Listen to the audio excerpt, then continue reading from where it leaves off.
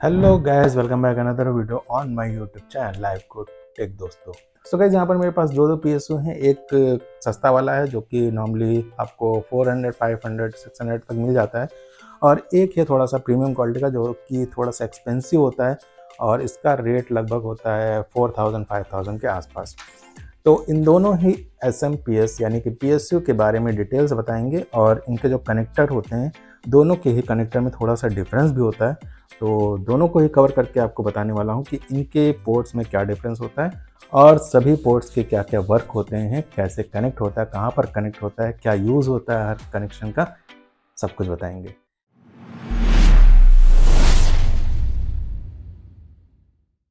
तो सबसे पहले यहाँ पर कवर करने वाले हैं एक एसएमपीएस यानी पीएसयू में जितने भी वायर होते हैं। भाई वायर तो इतने सारे होते हैं कि इसको देख करके ही लोग कंफ्यूज हो जाते हैं कि ये वायर आखिर इतने सारे दिए क्यों रहते हैं एक एसएमपीएस यानी पीएसयू में।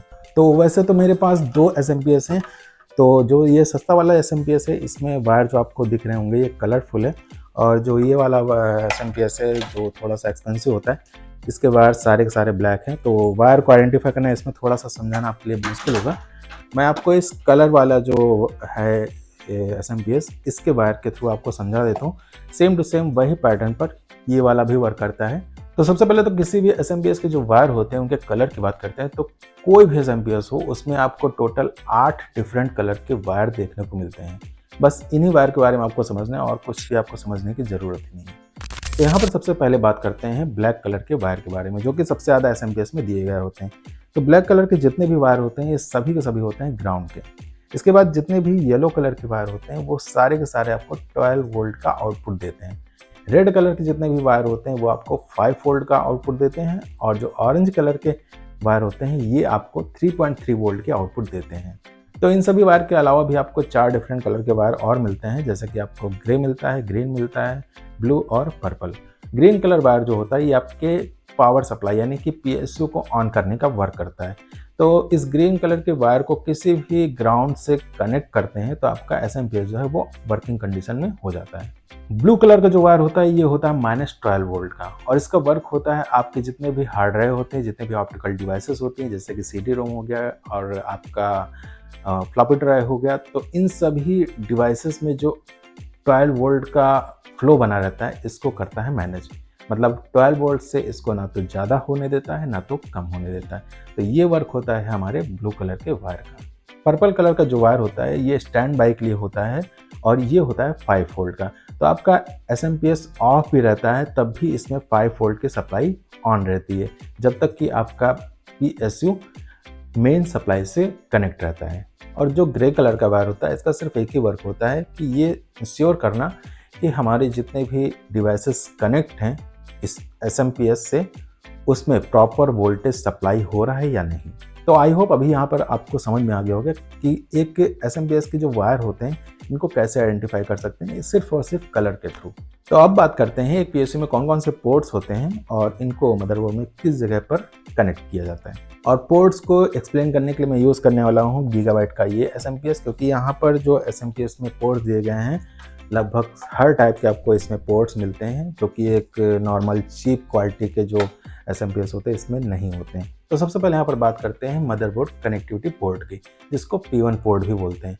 अब ये पोर्ट आता है टोटल 20+4 पिन के साथ। 20+4 इसको इसलिए बोला जाता है क्योंकि यहाँ पर मेन जो पिन है वो 20 हैं, बाकी 4 पिन को आप यहाँ पर इजिली डिटैच कर सकते हैं। और ऐसा इसलिए क्योंकि बहुत पुराने जो मदरबोर्ड हुआ करते थे पहले के, वहाँ पर आपको सिर्फ और सिर्फ 20 पिन वाले P1 सॉकेट की जरूरत पड़ती थी, वहाँ पर आपको 24 पिन की जरूरत नहीं पड़ती थी। अब यहाँ पर सेकंड कनेक्टर या फिर पोर्ट की बात करते हैं, जिसको P4 बोलते हैं या फिर CPU पोर्ट भी बोलते हैं, और इसका मेन वर्क होता है कि अपने CPU को पावर देना। अब किसी भी पीएसयू में जो CPU पोर्ट होता है वो आपको कहीं कहीं पर 4 पिन वाला भी देखने को मिलता है और कहीं कहीं पर आपको 8 पिन वाला भी देखने को मिलता है। और P4 पोर्ट को यहाँ पर इजिली डिटैच करके 8 पिन से 4 पिन में कन्वर्ट कर सकते हैं। तो जो हाई एंड वेरिएंट के मदरबोर्ड होते हैं जहाँ पर आपको 11 जनरेशन, 12 जनरेशन, 13 जनरेशन वाले CPU लगाने के ऑप्शन मिलते हैं, उन सभी मदरबोर्ड में आपको 8 पिन वाले PSU की या फिर CPU सॉकेट की ज़रूरत पड़ेगी। अब इसके बाद आते हैं अपने नेक्स्ट पोर्ट पर।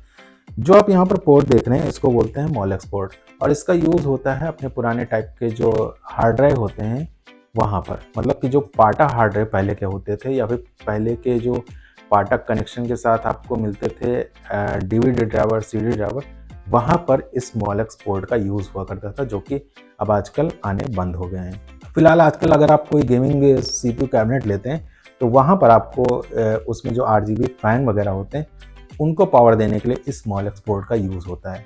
इसी मॉलेक्स पोर्ट से कनेक्ट होता हुआ लास्ट में आपको मिलता है जिसको बर्ज पोर्ट बोलते हैं, और इसको फ्लॉपी के लिए यूज़ किया जाता है। फ्लॉपी हार्ड ड्राइव आजकल तो फिलहाल देखने को मिलता ही नहीं कहीं पर अब, लेकिन भाई यहाँ पर किसी न किसी तरीके से आप लोगों के लिए काफ़ी ज़्यादा ढूंढ ढांड करके अरेंज कर दिया है एक फ्लॉपी हार्ड ड्राइव। और जो ये बर्ज पोर्ट होता है जो कि फ्लॉपी ड्राइव के लिए होता है, ये आपको सस्ते वाले एसएमपीएस पीएसयू में देखने को नहीं मिलता है। ये आपको सिर्फ हाई एंड वेरिएंट वाले जो पीएसयू होते हैं वहाँ पर देखने को मिलेगा। नेक्स्ट पोर्ट की बात करते हैं, और आई थिंक इसके बारे में सभी लोगों को पता होगा।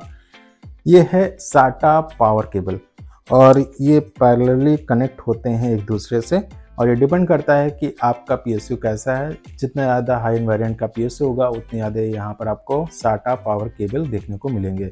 लोकल जो एसएमपीएस होते हैं, पीएसयू होते हैं, उनके साटा पोर्ट और जो एक हाई एंड वेरिएंट का एसएमपीएस होता है उनके साटा पोर्ट में थोड़ा सा डिफरेंस होता है, थोड़ा सा क्या एक्चुअली काफ़ी ज़्यादा डिफरेंस होता है। तो लोकल अगर आपके पास कोई एसएमपीएस है तो वहाँ पर आपको टोटल 4 वायर देखने को मिलते हैं किसी भी साटा पोर्ट में। लेकिन अगर आपके पास हाई एंड वेरिएंट का कोई पीएसयू है तो उसमें आपको 5 वायर देखने को मिलते हैं। तो 5 वायर का जो साटा पोर्ट होता है इसमें एक वायर आपको एक्स्ट्रा दिया गया होता है जो कि होता है ग्राउंड के लिए। और इसका होने का मतलब ये हुआ कि आपके जो भी हार्ड ड्राइव है या फिर जो भी ऑप्टिकल डिवाइसेस हैं उसमें सिक्योरिटी बढ़ जाती है। इनफैक्ट अगर आपके पीसी में वोल्टेज ट्रिप भी करता है तो वो यहाँ पर उसको मैनेज करता है, मतलब एक स्टेबल आपको वोल्टेज प्रोवाइड कराता है आपके सभी हार्ड ड्राइव के लिए। अब साटा पावर केबल के बारे में एक चीज़ और जान लेते हैं। जो आपका डेस्कटॉप होता है उसमें जो हार्ड ड्राइव लगती है वो 3.5 इंच की होती है जो कि 12 वोल्ट से ऑपरेट होता है। लेकिन जो आपका लैपटॉप होता है उसका जो हार्ड ड्राइव होता है वो 2.5 इंच की होती है जो कि 5 वोल्ट से ऑपरेट होता है। तो क्या 5 वोल्ट वाले उस हार्ड ड्राइव को अपने इस साटा पोर्ट से कनेक्ट कर सकते हैं या नहीं? तो बिल्कुल आप यहाँ पर कनेक्ट कर सकते हैं और आपका इजीली वर्क भी करता है ये। और 2.5 इंच की जो एसएसडी होती है उसको भी अगर यहाँ पर कनेक्ट करेंगे तो वो भी बहुत ही परफेक्ट तरीके से वर्क करती है, इसमें कोई भी डैमेज होने का डर नहीं होता है। लेकिन एक चीज़ का ध्यान रखना भाई, ये कनेक्शन आप सिर्फ और सिर्फ एक हाई एंड वेरिएंट वाले पीएसयू में ही कर सकते हैं। जो चीप क्वालिटी के आपके पास पीएसयू हैं उसमें ये चीज़ मत करना, नहीं तो आपका जो हार्ड ड्राइव होगा 2.5 इंच का वो डैमेज हो जाएगा। एसएसडी तो आपकी वर्क करेगी लेकिन हार्ड ड्राइव 2.5 इंच का वो डैमेज हो जाएगा। उसको वर्क में लाने के लिए आपको अपने साटा पोर्ट से 12 वोल्ट का जो वायर होता है उसको हटाना पड़ेगा। जब आप उसको हटाएंगे तब वो इजीली वर्क करेगा आपके सस्ते वाले पीएसयू में भी। अब बात करते हैं सबसे लास्ट पोर्ट की जिसको ऑक्सिलरी पोर्ट बोलते हैं। और भाई ये पोर्ट आपको सस्ते वाले जो पीएसयू होते हैं उसमें देखने को नहीं मिलेगा। तो मतलब अगर आप अपने डेस्कटॉप में एक ग्राफिक कार्ड लगा रहे हैं जिसके लिए एक एक्सटर्नल पावर की ज़रूरत पड़ेगी तो वहाँ पर आपको थोड़ा पैसा खर्च करना ही पड़ेगा एक हाई एंड वेरिएंट का पीएसयू बाय करने के लिए।